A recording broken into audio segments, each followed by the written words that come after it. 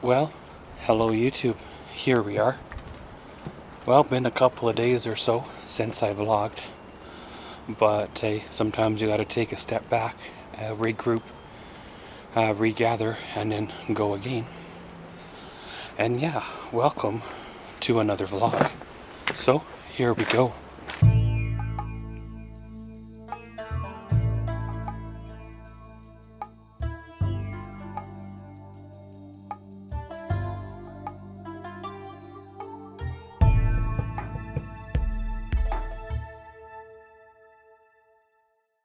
Well, of course, got a appointment for today.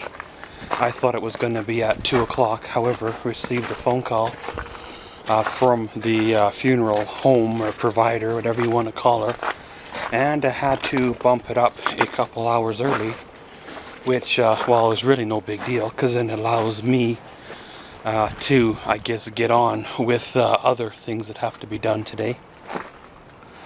So I went down there and showed them some papers that I found while digging through things, and essentially between what I already knew and the internet, those papers that I found were about what I thought they were. So once the paperwork from the government comes in, I can proceed with a few of those things.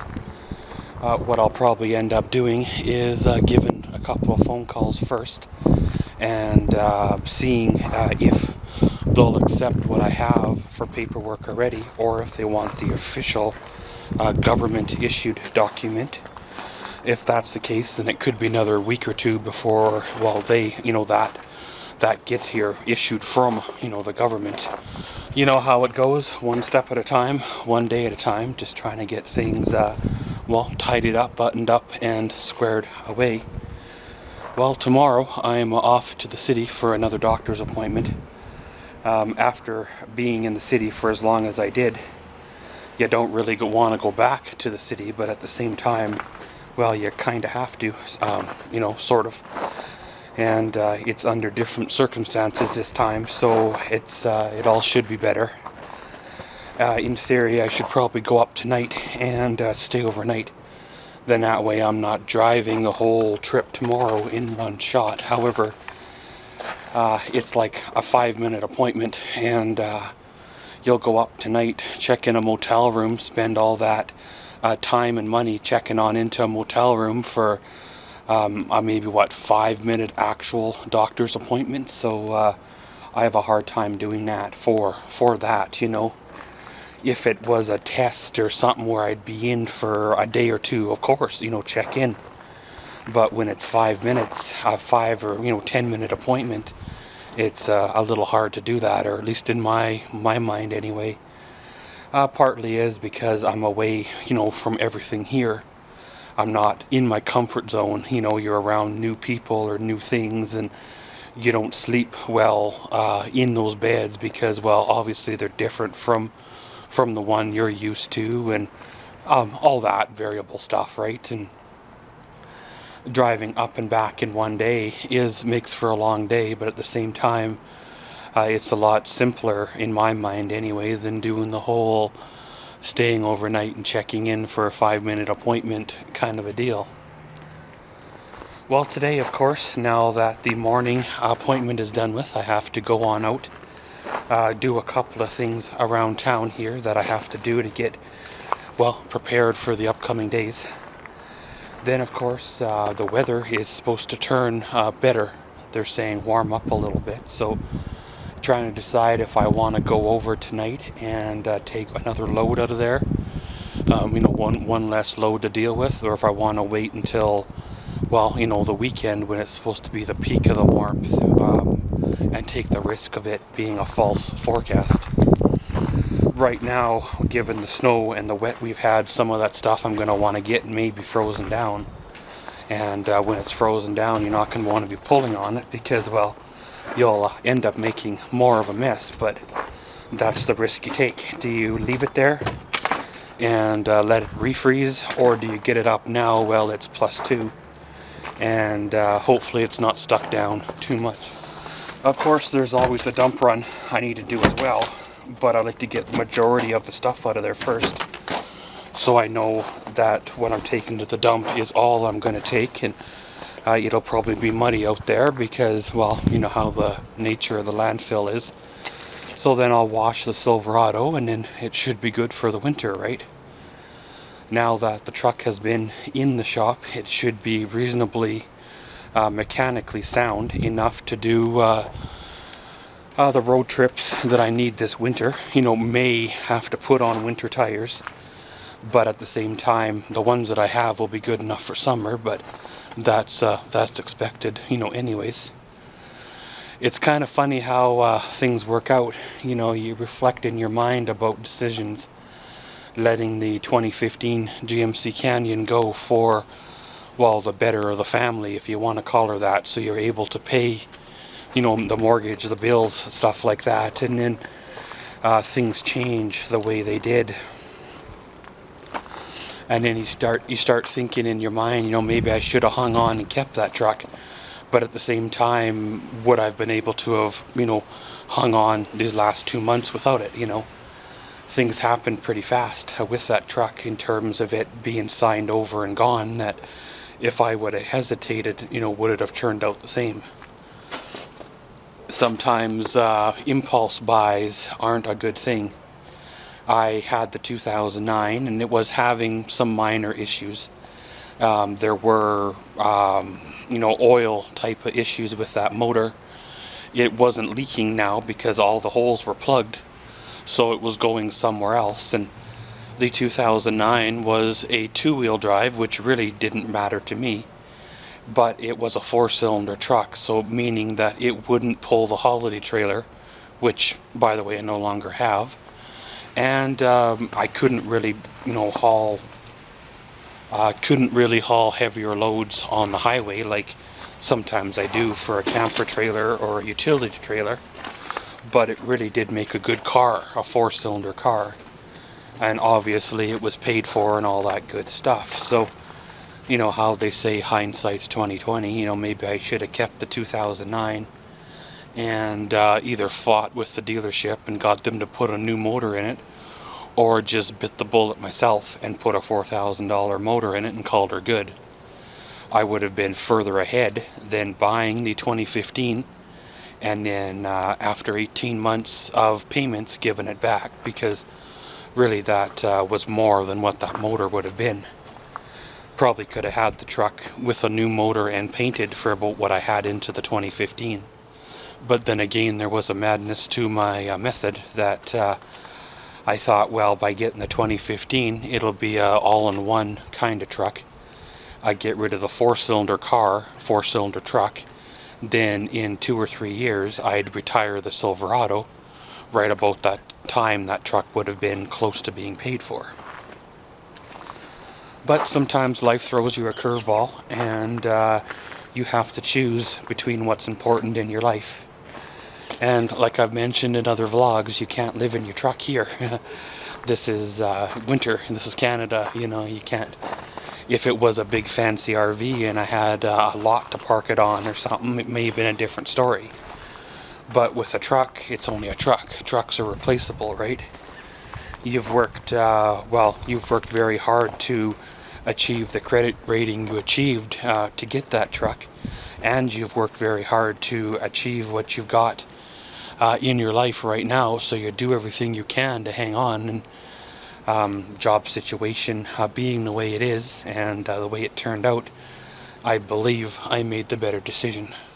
Hypothetically speaking, if I were to drop 5 or 6 more grand into the Silverado here, I would have a good truck for probably another, 10 to 15 years.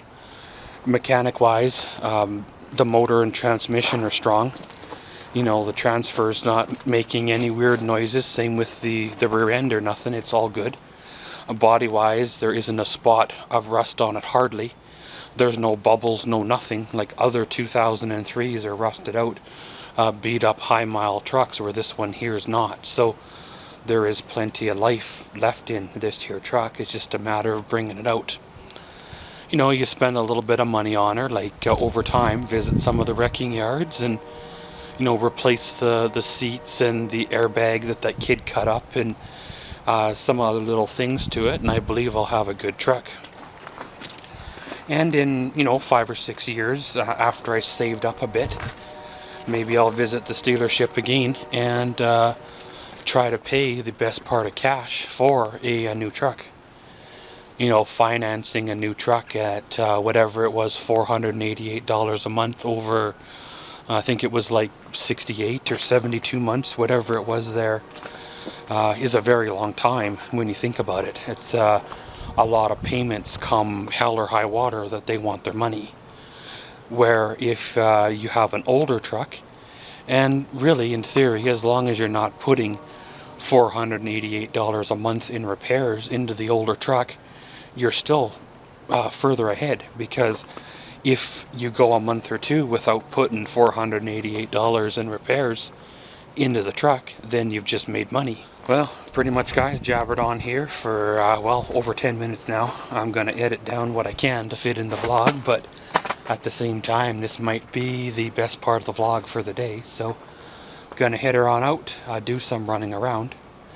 I think I'll stop by a hardware store and see what I can find for an urn. As per my dad's wishes, he didn't want anything fancy. He wanted things to be simple, so I'll go see if I can fulfill his wishes on that end. If not, then, maybe I'll fire up the wood shop and, get some pine or something rather, and build him something, really. In theory, as long as maybe you plastic line it or seal it up good, nothing should leak out, and it all should be good. So, you guessed her, we will catch you all later. Here we are.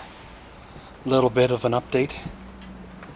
Not exactly sure where I was, but went down to the bank, paid a couple of things, good for another couple of weeks. I'm standing there in lineup, and there's a guy behind me starting to lose his cool because, he says the bank defrauded him of money and stole him from money, and he's shouting and banging his hand and, being a jerk. And I'm standing there thinking, how far or how fast is this going to escalate, right? Expecting the cops to show up and all that good stuff. And slowly the lineup, goes down, and finally it was my turn, right? While he's still standing there in lineup shouting his racial things to the cultural type of tellers, and it's like, dude, calm down, man. If there has been a mistake, they will fix it. They will deal with it. Well, it turns out the problem wasn't the bank's fault at all. The problem was his brother was there, who has access to his account, and brother was there earlier on the day and actually took money out of his account without the guy knowing about it. So therefore, the problem wasn't the bank's, it was his, And it's like, dude, you made a fool of yourself for nothing. And then made these tellers get all nervous for nothing, and made the rest of the customers wonder if they should leave or walk out, because when you got a guy flaking out, you don't know what he's carrying on him. Does he have something more than his pocketbook on him? You don't want to take that risk, especially nowadays, right? So that got that all squared away and good to go. Went for the walk around the old Princess Auto. Bought me some parts or brake cleaner. I know I'm not going to be using it much right now, but come the spring I'll be using her again. And picked up a couple of those flashlights that were in the flyer, so we got a couple of unboxing videos to do. And really went and did some dollar store shopping. Here we are now, time for supper, get on with the old evening. I don't believe I vlogged the other day, but I hooked up the cable box finally, the one that I've had for a couple months. Got it all hooked up and good to go, which is pretty sweet. No point in having it if you don't use it. And my PVR that I bought a year or two ago is now officially paid off, which again is nice not to owe money there. And essentially it's time to start all over and buy a second one if I so choose. So pretty much, guys, gonna go inside, have me some supper, fire up the computer, watch my evening YouTube shows. Before you know it, it'll be dark. time to shut her on down, so you guessed her. Catch y'all then. Well, hello YouTube. Here we are. We come to the end of another day. It was a good day. It was a busy day. A lot of running around and getting things done. I'll stop by the dealership just to clear my mind. Needed to, just kind of regroup a little bit. And I ran into the salesperson, the one that helped me out with my problem with my 2015 Canyon. And the one that helped a lot in, taking it back to the dealership and all that. And kind of through one thing and another, I popped the question to her and said, hey, you probably can't tell me exactly what city and who bought it, but what kind of person, bought the truck? Was it a young, kid that bought it for their first vehicle, or was it an older, adult? And I was worried, if a young kid got it, it would end up like a lot of first vehicles, driven, and maybe end up being wrecked in the first year. Maybe me being emotionally attached to that truck wasn't a good thing, but at the same time, I didn't want to let that truck go. I kind of had to let it go due to, the situation. Well, it turns out that it was actually purchased by an older RCMP officer. Now, I don't 100% know if it stayed around Lloyd here, because there was only 3 trucks like that color, of that trim package around this town at the time of owning mine, and I believe, there still is only 2 now. One of them was just like mine, except it had the 6-foot box, where mine had the 5-foot box. And the other one was identical to mine, except he put aftermarket accessories on it, like mud flaps and side steps and things like that, where I never got a chance to do that to mine. So, nearest I can tell right now, there still only is 2 left around this town. The same color, same package as mine. I have kept an eye out when I do see them, just to see, because mine, even though it was well took care of and very low kilometers, it did have a couple of distinguishing marks on it that I could have seen it by, or identified it by, but it's why I think it may have went out of town, or it's because an RCMP officer sometimes has a company car or doesn't drive a lot. It's spending its life inside a nice warm garage. But either way, I'm glad that it is gone to a responsible owner over a younger person that may or may not have heard it, or may not have wrecked it in the first, year. Because, we all, with our first vehicles, didn't really treat them very good.